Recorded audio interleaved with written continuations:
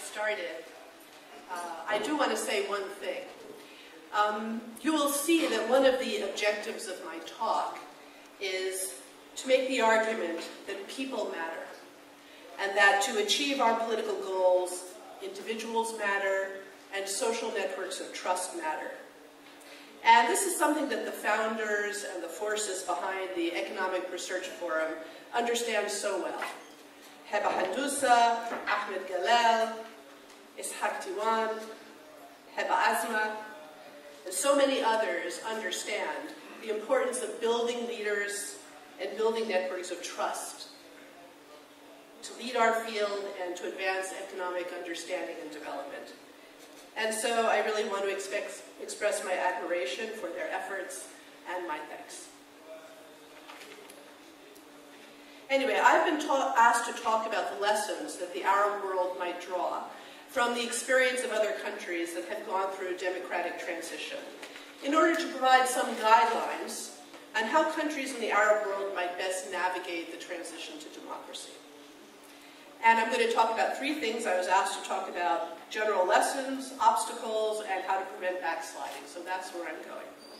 Now, truth to be told, we political scientists have a lot of experience to draw on. It's been 40 years since Portugal began its historic transition to democracy and set off a wave of regime change that has swept nearly every region in the world and has brought democracy to about 120 countries, from a mere 30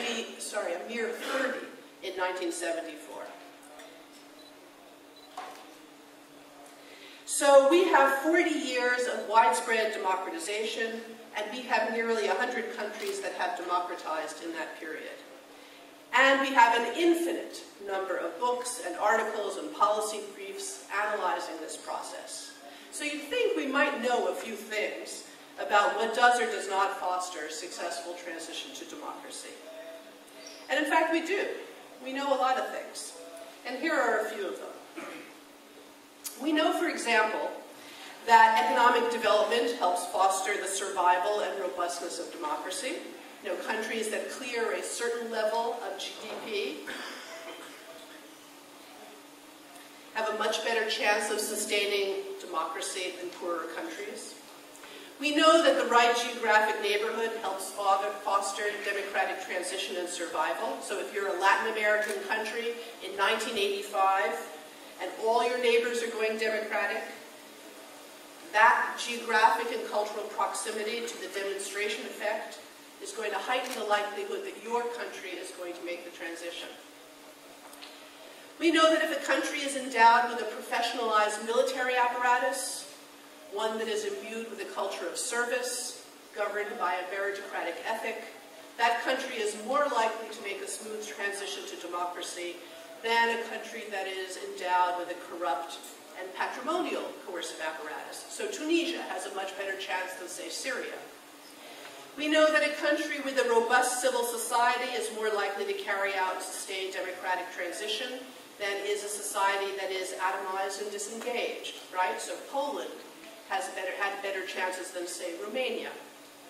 I could go on like this for hours. I mean, I've been studying and lecturing on this for many years.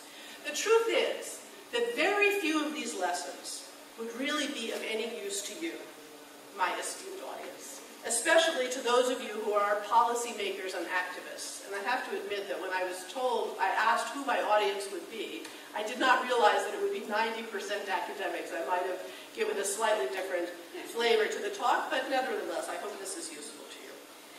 Anyway, this is true. Why is this not, all these lessons not very useful to you?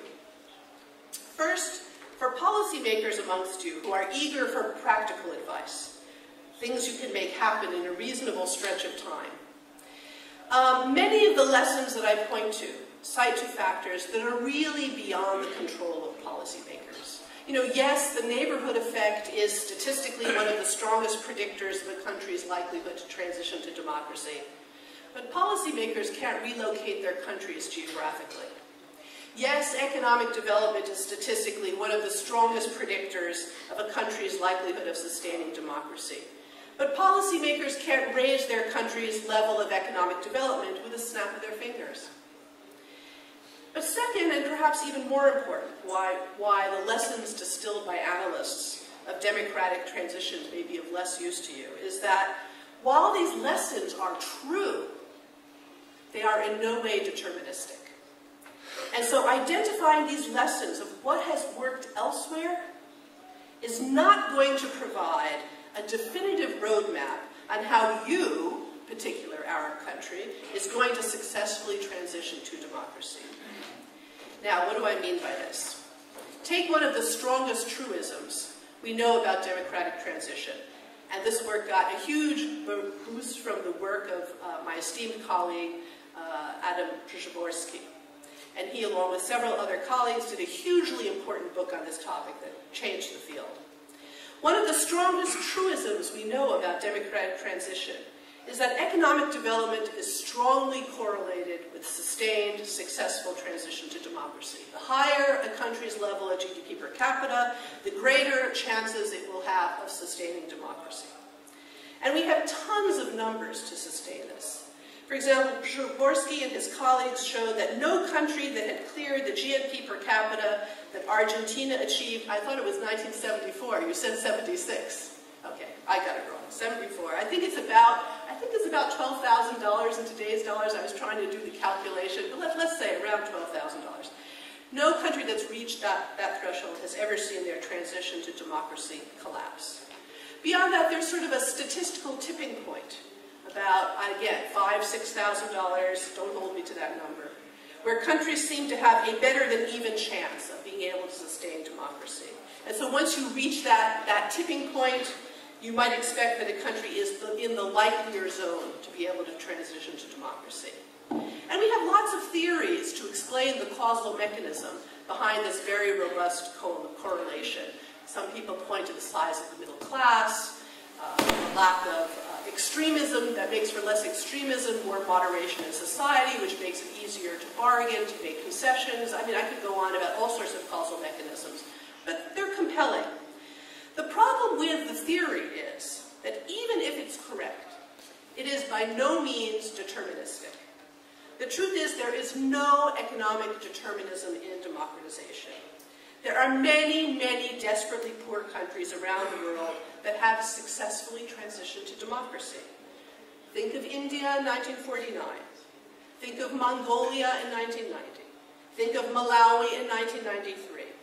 And this is something that my colleague, Larry Diamond, has pointed out in his absolutely terrific book that I'm cribbing from shamelessly, called The Spirit of Democracy, where he says, half of the poorest countries in the world are democracies. So if you look at the countries that rank in the bottom half of the world economically, half of them are democracies. By contrast, many of the countries whose relatively high level of economic development would have led us to expect them to be democracies, in fact saw authoritarianism persist for a very, very long time. So for example, if you think of Chile or Argentina even in the 70s, highly developed, strong middle classes, etc., still authoritarian until way after we all assumed they might have gone democratic. So the point is that economic conditions are not determining. Unfavorable economic conditions can be surmounted. Favorable economic conditions can disappoint. Now the same is true for the impact of the geographic neighborhood effect. Again, this is one of the most robust predictors of successful democratic transition. Being in the right neighborhood is one of the best predictors of whether a country will successfully democratize. But this too is not deterministic. There are numerous cases of countries around the world that have broken out of bad authoritarian neighborhoods. Think of the Philippines in 1986. Think of South Korea in 1987. Think of South Africa in 1990. The neighborhood effect did not deter them from transitioning. On the other hand, there were some countries that were in very good democratic neighborhoods and did not democratize. Think of Spain, on the edge of Western Europe, in the 50s and 60s, resolutely authoritarian for decades. The point is that even these very strong predictors, distilled from countless studies on democratic transition, may actually tell you very little about what is possible in one particular country. And it is this sort of indeterminacy if this sort of indeterminacy is true for such robust observations like the importance of economic development or the importance of neighborhood effect, it is all the more true for other factors that we political scientists have identified as favoring or undermining democratic transition. So, for example, take popular mobilization. Some people say popular mobilization is very important for democratic transition. Well, for every country like Poland, where popular mobilization was essential to successful transition, I can find others, like Mali and Russia, where it was not. Take the issue of cultural affinity. For every country where cultural transformation seemed to be central to successful transition, say Portugal and Spain in the 70s, I can point to other cases where cultural transformation was utterly irrelevant, say Ghana or Mongolia. In short, most analysts of democratization must make peace with the fact of the radical indeterminacy of democratic transition. There is no single sure recipe for democratic transition. And moreover, there are countless different paths that may successfully lead to this outcome.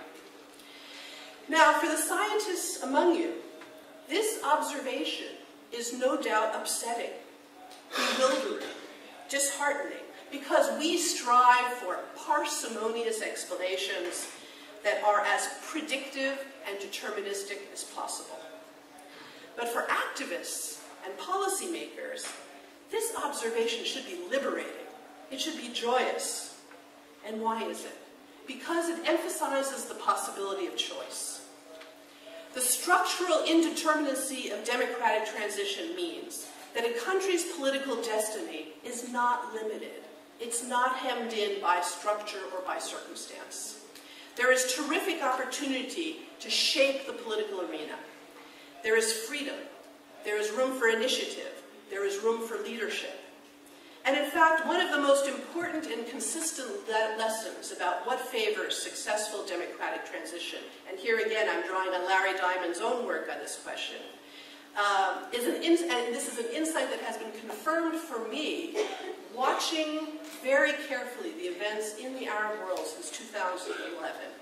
And that point is that the only truly requisite factor that is necessary to drive a country's successful transition to democracy is the presence of credible political elites who are committed to democratization. Or in the words of Scott Mainwaring, who's also written about this, the presence of powerful players committed to democratization. Now, this commitment to democracy may come out of a normative or philosophical commitment to democratic principles. That's what Scott Mainwaring would argue. Very important to have a normative commitment to democracy.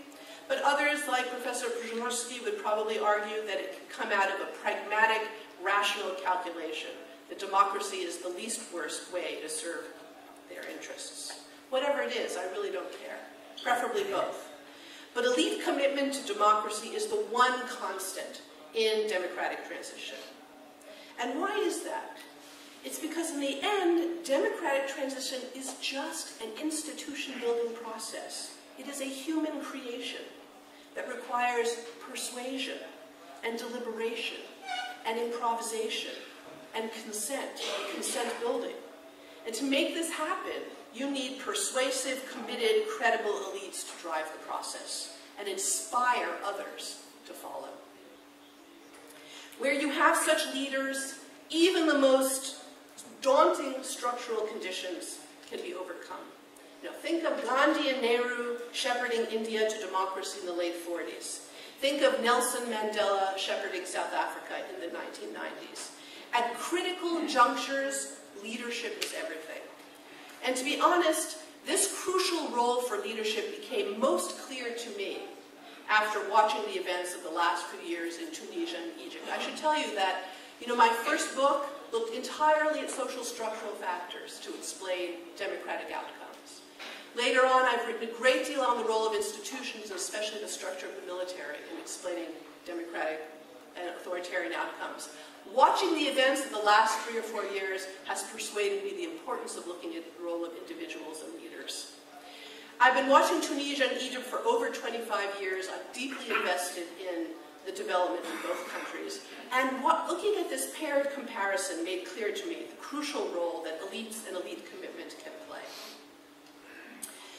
Tunisia and Egypt are today in very different places. Politically, Tunisia has succeeded in transition. I know people feel nervous about it, things don't feel so secure, but Tunisia has met the basic definition of how we identify successful transition. Egypt, of course, has slid back into authoritarianism. Now, was this carved in stone from the beginning? I would say absolutely not. There are many different reasons why you see this divergent trajectory in the two countries. There are economic factors, there are political factors, there are international factors, there's issues of timing. If you want a non-parsimonious explanation, I've got a piece up on the web put out by POMEPS, and you can get all the details you want, or at least an inkling of what my detailed thinking about this is. But one of the most decisive factors to my mind is located in the character of the leaders present in the two countries, and those leaders' differential commitment to democracy at critical junctures in the transition process. So think of the role of Hossein Abbasi, the leader of the UGTT, who by force of nature was able to push through the national dialogue negotiations in Tunisia in late 2013. He used his skill, his stamina, to get a very divided cohort to agree to the compromises necessary to ratify a constitution. Think of the role of Rashid Ghannouchi, who was able to leverage his authority within the Nahda movement to eke out some key compromises on issues such as blasphemy and women's rights, and even the role of religion in the Tunisian constitution, in order to win the trust of non-Islamists in Tunisian society. And by contrast, think of the role of Mohamed Morsi in Egypt, who proved almost constitutionally incapable of reaching out to his non-Islamist constituency, to reach out to the other constituencies, who seemed intent on grabbing power, whether we are talking about putting together an assembly to write a constitution, or his decision to declare himself above constitutional review for a time in the autumn of his year in office, or his unwillingness to even provide rhetorical reassurance to the Coptic community that he would protect them from violence and discrimination. I mean, the contrast between these leaders really could not be greater. And the decisions made by these leaders at critical junctures sent Egypt and Tunisia in very different directions. Again, I don't mean to imply that Egypt and Tunisia faced equal chances to successfully democratize. I don't mean to discount structural factors altogether, but to my mind, it was the different endowment with leadership that ultimately cleaved the experience of these two countries. It could have gone very, very differently.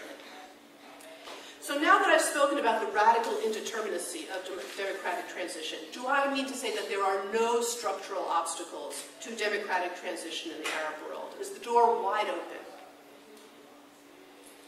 Oops. And here I have to say no. I am not some naive Pollyanna. Clearly the Arab world faces some significant obstacles to transitioning. So what I'm going to do now is turn to my second part of the talk, and that is to identify several obstacles, some that I think are legitimate and unique obstacles to the Arab world, maybe not unique, but legitimate obstacles to the Arab world, and some that are not. Let me first turn to obstacles in the Arab world that I think are overrated.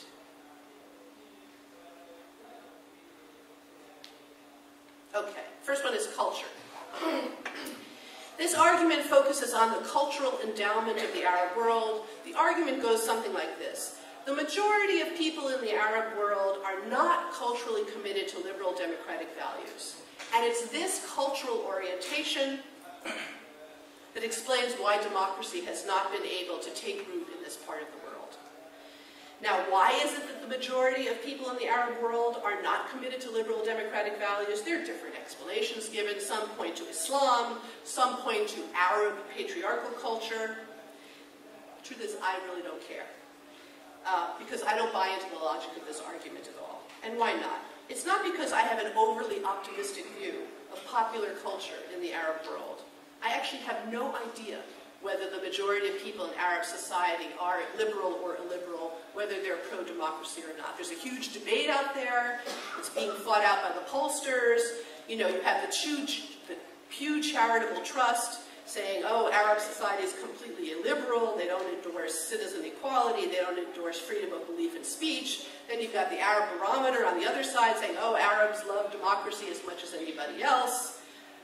You know, truth is, I'm utterly agnostic about all this polling. I have no idea whether the average Arab citizen is more or less liberal or democratic than, say, the average citizen in Mexico or in Ghana. I don't care. Because the truth is, and I know this is going to sound terribly undemocratic of me, I don't think it matters. I don't think it matters where popular values lie when it comes to determining the success or failure of democratic transition in the short term. And here I find myself in complete agreement with my colleague Tariq Masoud, who expressed this during his tour de force dissection of our three papers yesterday afternoon. I don't think it matters at all where popular values lie. Now, why do I say this? Because if you look around the world, you will not find a strong correlation between popular commitment to liberal democratic values and successful transition. There was no dramatic shift in popular culture in sub-Saharan Africa in the early 90s prior to that wave of transition that swept the continent. And yet that wave occurred.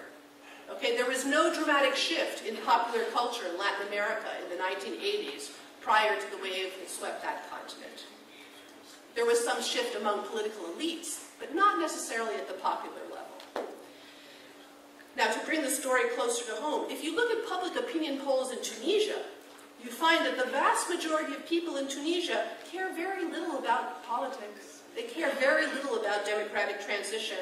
And when you ask them, why did you participate in the demonstrations and the mobilizations of 2010, 2011, they don't say it was politics for the most part that drove them into the streets.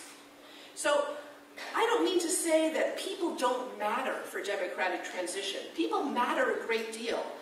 Popular mobilization against the old regime was crucial to driving transition in Tunisia and elsewhere.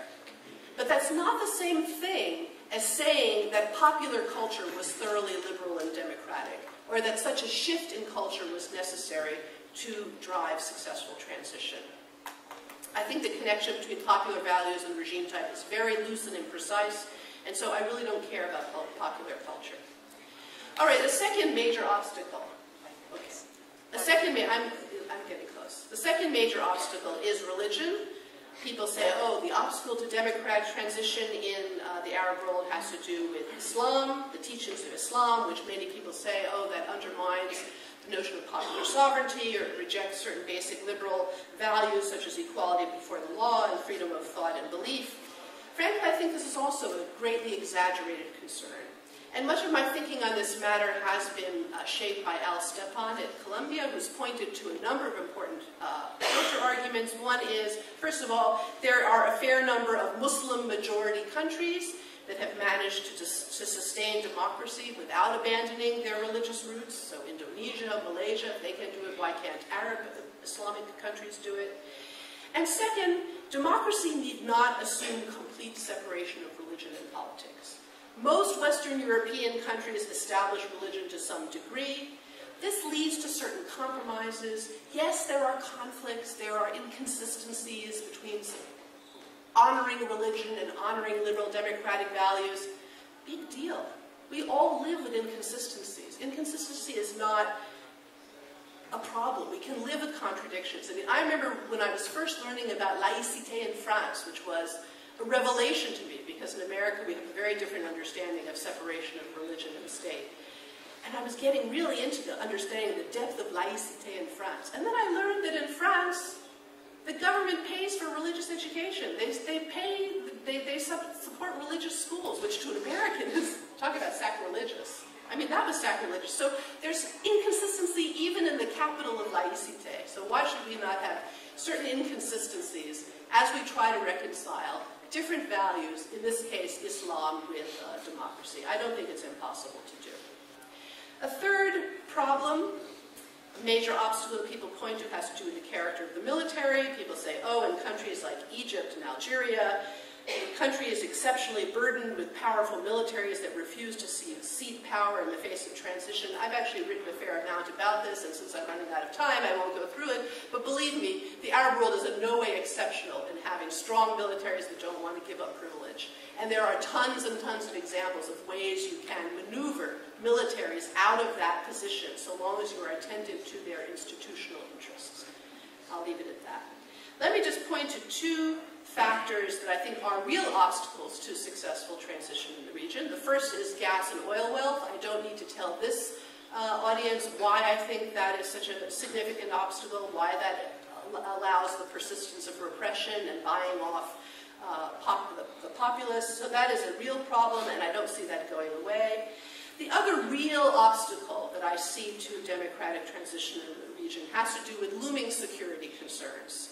And here I mean the security concerns raised by the rise of extreme movements such as ISIS and Al-Qaeda and of other terrorist groups.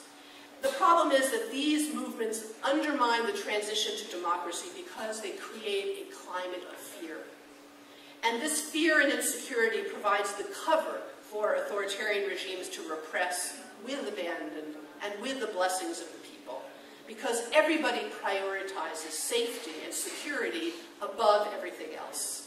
And I see this as a huge challenge. The ability for people to contain their fear, to tolerate disunity, dissent, to put limits on repression when they feel so scared, that is a problem. I remember seeing that straight up. I was living in New York City during, in 2001, during the 9/11 events, and I was astonished to see how quickly my fellow New Yorkers were willing to abandon the protection of civil liberties when they felt personally endangered. So I see this as a significant obstacle. Let me conclude with my last part very quickly, just to say, looking forward, how do we prevent authoritarian backsliding? And here are some recommendations I would make. They are not original to me. I'll make three. The first is build institutions of accountability. And here we're talking about building electoral commissions, political parties, effective judiciaries, free media, audit agencies. These are the key institutions that are necessary to making the democratic transition move in the right direction. I'm very happy to say that Tunisia is making terrific progress in about 3, if not 4 of these areas. I mean, I take no personal pride in that one. Obviously, I have nothing to do with it, but Tunisia was my first love in the Arab world, and I see that you really do have strong electoral commissions, you do have a good press, you're working on your judiciary, that's terrific. The second is cultivate civil society. This is a cliche almost in the profession, but I think it needs to be said again. I mean, civil society is essential both for its watchdog function, for building dialogues of trust. In society, we saw that in Tunisia, no question, this has been crucial to maintaining the process. I won't go into the details here, but that is something we can do. And third is we have to empower the people as much as possible. The goal is to try to harness people's own self-interest to foster the watchdog function and force the state to be accountable. So, for example, and there are all sorts of new ways we can do this. I was just reading a student's paper last week, and she was describing how, for example, this is in Latin America, some of the countries were using the internet in order to bolster the role of audit agencies in keeping track of corruption in procurement processes. Okay, so in that country, all contracts that the state makes to procure goods have to be put online, all bids have to be put online, everybody can see who's bidding and how much they're bidding, and that way you're able to harness the people who are interested in the bidding process to be the watchdogs. And that's the kind of logic you want to be embracing in order to make that watchdog, to empower the people and enhance the watchdog function. So let me conclude here and say, to my mind, there is one lesson, one overarching lesson to be gleaned from the experience of the third wave of democracy. And it is one that policymakers and activists in the Arab world should take to heart. And that is, in the past 40 years, countries all over the world, rich and poor, organized and atomized, Christian and Muslim, animist and atheist, have all managed to transition to democracy. The mega lesson of the third wave is that democratic transition is possible in all terrain. Initiative, will, and persistence can make it happen. Unfavorable structural conditions are not a barrier in the face of human ingenuity and courage. This is true in the Arab world as much as anywhere else, especially now that Tunisia has broken through the Arab barrier. And so step by step, institution by institution, I say this is possible. The door has not closed on Arab democracy, and we have the past 40 years of political history to prove it.